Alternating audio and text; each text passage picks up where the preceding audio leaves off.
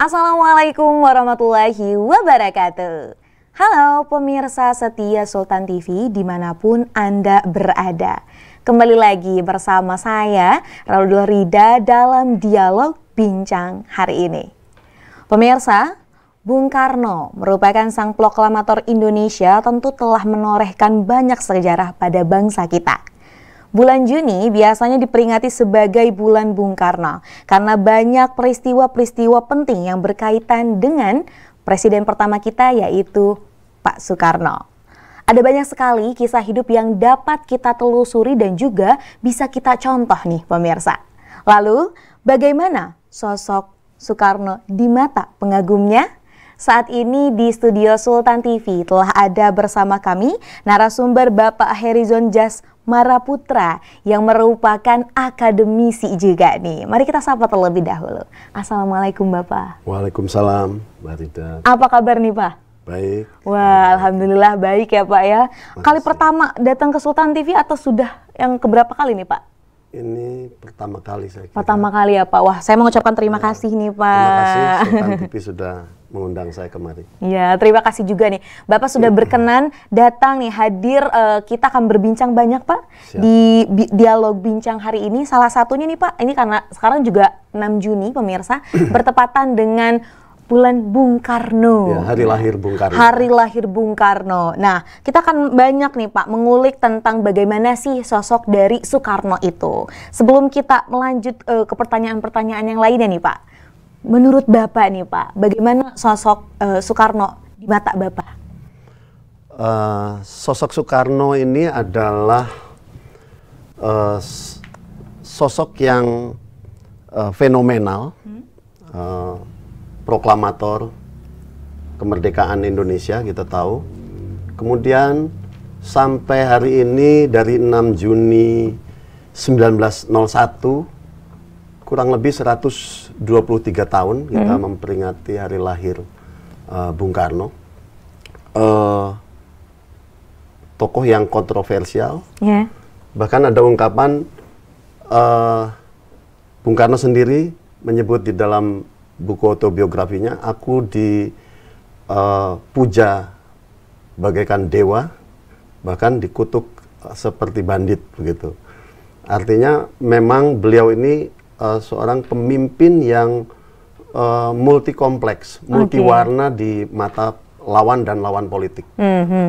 Seperti itu. Jadi itu ya Pak ya, gambaran tentang bagaimana nih kan sosok Soekarno di dalam kehidupan Bapak sendiri ya Pak ya tentunya. Ini juga sebenarnya kalau misal berbicara tentang Insinyur Soekarno ya Pak, ada banyak hal yang bisa kita ulik nih Pak. Salah satunya mungkin kita mulai dari awal nih Pak, karena sebagai pengagumnya kita pasti ngepoin lah gitu ya, hal-hal yang lainnya. Nah salah satunya mungkin terkait dengan masa remajanya nih Pak, seperti apa sih Pak? Ya, kembali dari penuturan beliau di buku autobiografi Bung Karno yang disusun bersama penulis Amerika Serikat bernama Cindy Adams yang berjudul Penyambung Lidah Rakyat Indonesia. Begitu Bung Karno selalu ingin disebut. Seperti kita tahu beliau lahir 6 Juni 1901 di usia 16-an beliau dikirim orang tuanya sekolah di Surabaya. Tentu saja pada tahun itu tahun dimana kita masih dalam suasana kolonial Belanda ya, dan beliau sehari-harinya menyaksikan diskriminasi, menyaksikan ketidakadilan gitu, menyaksikan persoalan sosial, ekonomi, kesehatan dari masyarakat Indonesia, sehingga di sana tumbuh pemikiran-pemikiran, ide-ide bagaimana untuk membebaskan bangsa ini dari belenggu penjajahan. Iya. Jadi itu ya Pak ya, tentang bagaimana sih sosok Soekarno. Nah kalau semisal kita melihat ya Pak, bahwa Pak Soekarno ini merupakan salah satu presiden yang pertama Pak, tentunya pemimpin pertama nih di Indonesia pasca kita melawan penjajahan. Bagaimana Bapak memandang terkait dengan pola kepemimpinan Pak Soekarno itu sendiri, Pak? Bung Karno ini diterjemahkan atau dipandang oleh pengikut maupun lawan politik, ada yang menganggapnya pemimpin yang demokratis, karena jargon-jargon beliau sendiri kan mencerminkan nilai-nilai demokrasi, seperti berkomunikasi dengan rakyat, bersentuhan keringat dengan rakyat, setiap hari, setiap bulan, setiap tahun, bertahun-tahun, seperti itu kita akan bisa membangun kekuatan nasional untuk mengusir penjajah Belanda waktu itu. Dan di tahap berikutnya, beliau menyatukan kekuatan nasional ini untuk mempertahankan kedaulatan Republik dari keinginan imperialis, kolonialis untuk kembali mencengkram bumi Nusantara ini. Jadi itu ya sosok kepemimpinan Soekarno selaku presiden pertama. Sebenarnya kalau misal kita melihat perspektif bagaimana seorang pemimpin, tentu tiap orang tuh punya perspektif yang berbeda-beda ya Pak ya. Tapi kalau kita melihat nih memang Pak Soekarno ini sudah menorehkan banyak sekali ya Pak ya sejarah-sejarah yang sampai saat ini nih kita dapat tahu gitu. Kita dapat mengulik berbagai buku-buku sejarah yang salah satunya juga tadi Bapak menyampaikan ada di buku autobiografinya, bisa kita lihat nih lebih jauh atau lebih dalam terkait bagaimana sosok dari presiden pertama kita Bapak Soekarno. Nah kemudian Pak, karena tanggal 6 Juni ini merupakan hari kelahiran dari Soekarno nih Pak ya, ini juga bertepatan dengan bulan Juni, sampai akhirnya memang ada bulan Juni itu merupakan bulan Bung Karno. Apa sih Pak alasannya selain mungkin karena hari lahirnya itu di bulan Juni?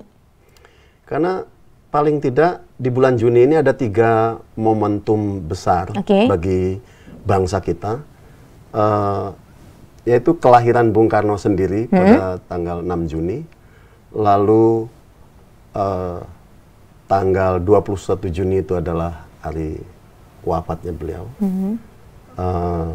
Ada satu ide atau gagasan besar yang dilahirkan oleh Bung Karno atau diintroduce oleh Bung Karno kepada bangsa ini sebagai dasar negara, sebagai falsafah hidup bangsa, sebagai pegangan hidup bangsa yang kita kenal dengan Pancasila, yaitu 5 dasar. 5 dasar Pancasila itu pada tanggal 1 Juni. Sehingga Juni ini dianggap bulan istimewa buat bangsa Indonesia dan Bung Karno gitu. Karena itu bulan Juni adalah bulan Bung Karno dan kita sama-sama tahu ini sudah dikukuhkan oleh negara juga sebagai bulan Bung sebagai Karno. bulan Bung Karno. Jadi memang bukan hanya hari kelahiran Bung Karno saja nih pemirsa, namun tadi juga ada beberapa peristiwa bersejarah di Indonesia. Salah satunya adalah Pancasila nih Pak ya. Hadirnya Pancasila karena ini juga merupakan salah satu bentuk usaha yang dilakukan oleh Pak Soekarno ya Pak ya. Nih pada sebelum masa kita merdeka ataupun sebelum ini nih ya, sebelum tahun inilah, makanya sampai akhirnya kita saat ini sudah tahu kita memiliki ideologi negara kita yaitu Pancasila. Pak, kita akan break sebentar Pak. Dan kita akan kembali sesaat lagi pemirsa. Maka dari itu jangan kemana-mana, tetap bersama kami di Bincang Hari Ini.